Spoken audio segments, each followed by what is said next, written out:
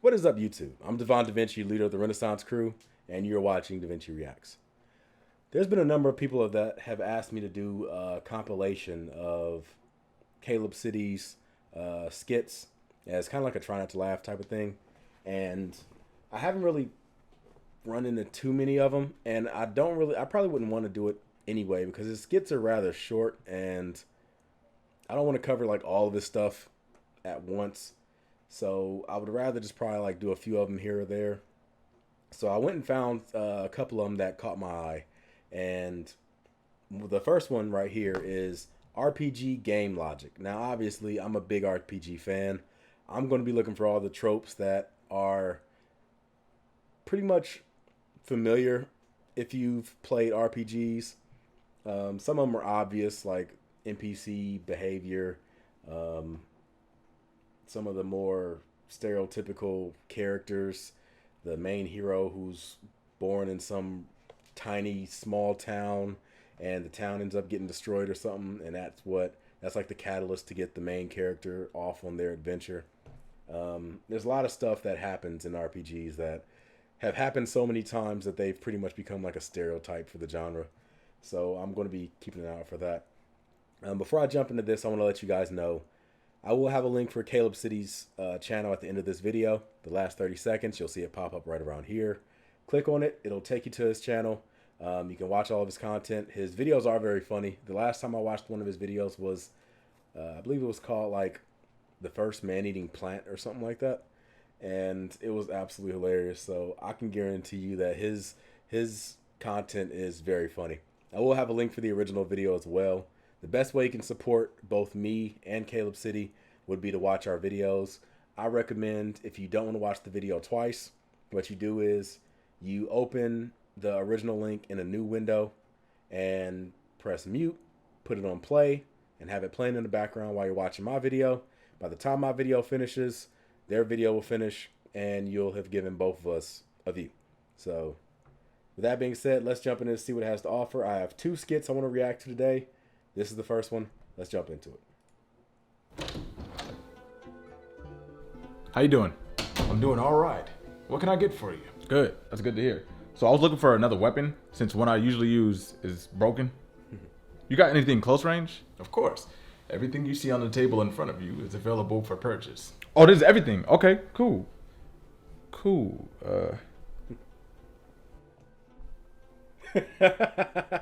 This must be a weapon shop in one of the early towns. Okay, the boxing gloves. How much for the boxing gloves? Ah, good choice. Would you like the left one or the right one? You said you sell them separately? Yep. The left one is 80,000 red gems, and the God right one damn. is 90. You don't got nothing better than this? Oh, I do. But unfortunately, they're too high level for you. Yeah, you gotta wait till you're higher level. Stop it! How you gonna tell me? You don't be on the battlegrounds like I be. You in here. You don't be in the forest, the hidden palaces and whatnot.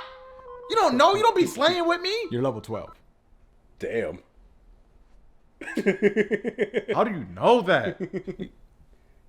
That's a good question. I don't know. That's true. All of us merchants in this game just know. Come on, that's plot.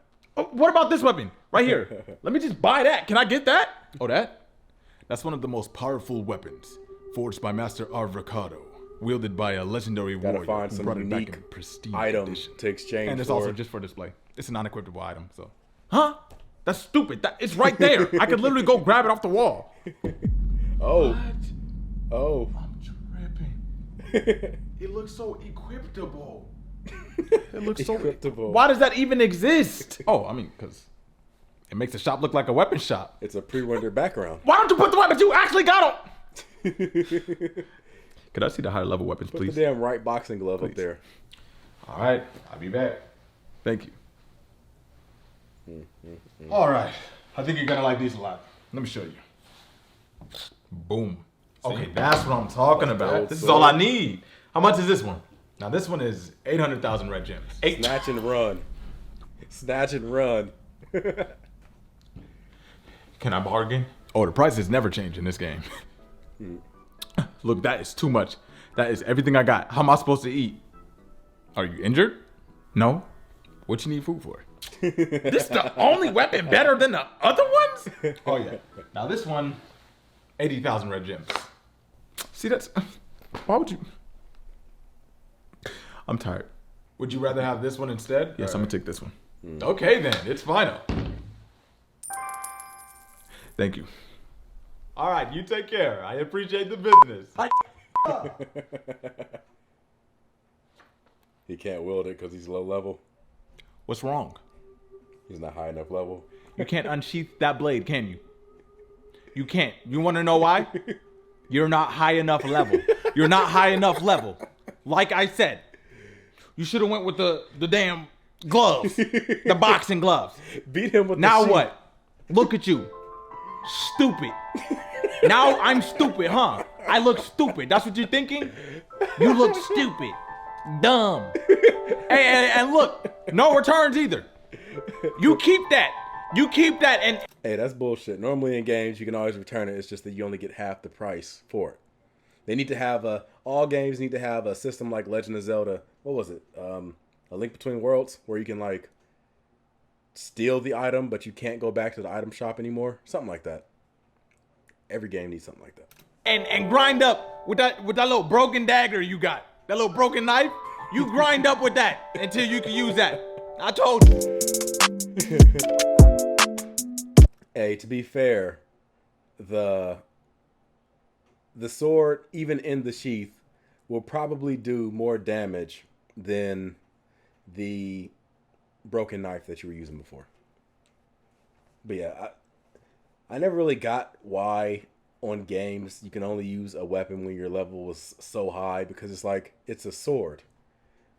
I'm using swords already. It's just that these aren't as strong as these ones. The mechanic is the same, right? Like, is there a unique way you have to wield this thing? Because if it's like this sword, there. Like, why? What's the issue? So yeah, there's a lot of stuff that happens in RPGs that just don't make any sense, really. Like, I mean, I get why NPCs tend to repeat themselves, mainly because, like, they're NPCs. What more can you expect? It's not really, like, crazy or anything, but... And plus, like, there was a time when games only had so much space. Like, you had limitations. So you wanted to have a world that was populated, but at the same time, it's like, you can't have everybody talking all the damn time. It probably take up a lot of space using up all that, like, audio files, and using up space for audio files and stuff like that, just for things that people probably won't even do. Now, with that being said, let's jump into this. The next reaction that I wanted to do actually popped up right here. I didn't expect that to happen, but that's cool. Sir! So the next clip is called "Whenever a Scientist Makes a Scientific Breakthrough." This was something that I had marked for reaction for a long time, and I just recently came to it because CalebCity was recommended to me, and it was another video. So I was like, oh, let me go back and check out the one I already got. So let's go ahead and check this out, see what it has to offer. I was about to say I wanted to try to compare it to real life, but then I'm like, wait a minute. Like, what does happen in the moment of a scientific breakthrough? I have no idea. Like, I know they have, like, peer-reviewed journals and stuff like that, and they have to have them test it. Like, they create a hypothesis, and they go through all that, and da-da-da-da-da. I'm wondering, like, what happens when you confirm it? Like, do you have a party? Or is it just like, hey, we discovered that, now move on to the next thing? Like, I guess it depends on how significant the discovery is, but I like to see some scientists turning up at least once in my life. Sir! I figured it out! I've got it!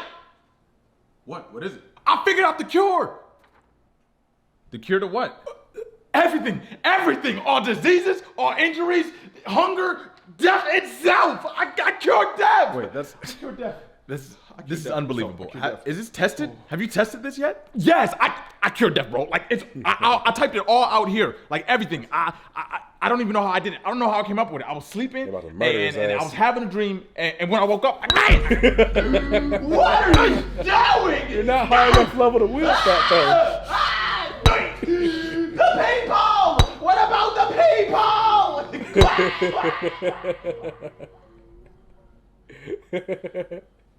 Why is he laid out like he was actually in the coffin already? You're not gonna believe this. We have developed a fuel that is completely environmentally friendly, mind you, that can burn for 10 years a gallon. For 10 years. And that's just the cheapest version. If we wanted to spend a little bit more money in production, and I do mean a minuscule amount in the grand scheme of things, we're talking 110 years, a gallon of a constant burning fuel. It's insane. And this could be used in any modern vehicle. Like, it's immediately applicable right now. I mean, it's ready now. We can have this out by next week. So what you think? Huh? Yeah, we can. What you? The beef! What's my doing? Listen. This is revolutionary. Run. No one has thought of anything even like this. Run. This will change life as we know it. Essentially. What is it? Okay. So you know how traditionally people put condiments on top of hot dogs? As such? Go on. Okay, instead of putting it on top, you don't. why don't we just put the condiments on the bun itself and hot dog on top? That's too genius. When you put it on underneath the hot dog instead of on top, when you take a bite, it won't fall out easily. Out of it, the condiments won't fall off much. as easily. You're too much, man. Because it's Too secure much, man. and the condiments won't fall out He must be murdered. easily. Kill him. Kill that man. This idea probably would make a lot of money. He speaks too much truth. When it comes he to must mood- die.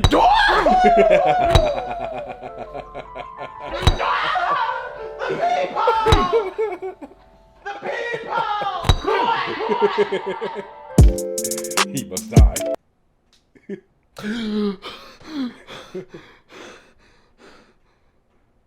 I think I just found out how to teleport.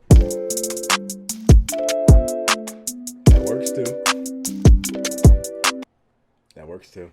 All right, at some point I'm gonna have to do a reaction to this when you actually answer a scam likely call, because I don't even answer my phone anymore unless it's a number that I recognize. I don't know how it is for everybody else, but for me, it's like if somebody calls my phone, it always is one of those where nobody says anything. Then as soon as you say something, it gives you the rehearsed line. I don't know if it's a bot or not, but it happens so much that I just say, you know what, fuck it. Phones are like the internet now, where there's just like pop-up ads all over the damn place. We need some type of virus or some type of pop-up blocker for phones that filters out scam calls. And I know there's some that identify scam calls, but they're not 100% yet. Like when it comes to scientific breakthroughs, especially some of the stuff that's been covered in this in this skit, I have heard that when it comes to innovations in cars, we've kind of like stagnated. There hasn't really been too much as far as gas mileage and stuff. Like, obviously it has gone up, but not at the rate that it could be going up. You know what I mean? Like, you look at how much gas was required to run a car back in like the 80s, and then look in 2020, how far has that improved? Especially when you compare it to the level of innovation when it comes to technology. Like, technology, something that was state of the art when it came out, 5 years from now will be not just doubled, but like centupled. Like it'll be looped over multiple times. And I know that's like with computing power. Computing power is different than something like this, but I would imagine if whoever was in charge of selling cars really wanted to create a car that lasted for an extremely long time, they could do it. But the only problem is if they did do that, then your chance or your need to come back and buy another car is less. the amount of cars you would need to buy throughout your lifetime would be less. So why would they do something like that when they could just give you a car that'll maintain you for maybe like 10 years at the most, and then you have to sell it. Some people who happen to do like leases, they get a new car every 2 or 3 years. So they make more money off of you by doing that than give you a car that will sustain you for well over a decade. I would imagine that if they really wanted to, they could do that. Now, I did hear something, and this could be a complete conspiracy theory, so take this with a complete grain of salt. I'm not one of them people that like to push conspiracy theories, so I'm gonna try to be as well. Just know that everything I'm gonna say could be complete bullshit. But there was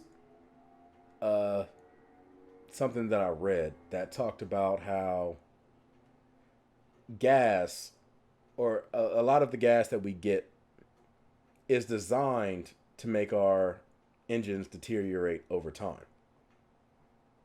Again, could all be bullshit, but after reading about Apple phones and how they're intentionally designed to get worse after a particular amount of time so that you're forced to get a new one, at this point, I could believe anything.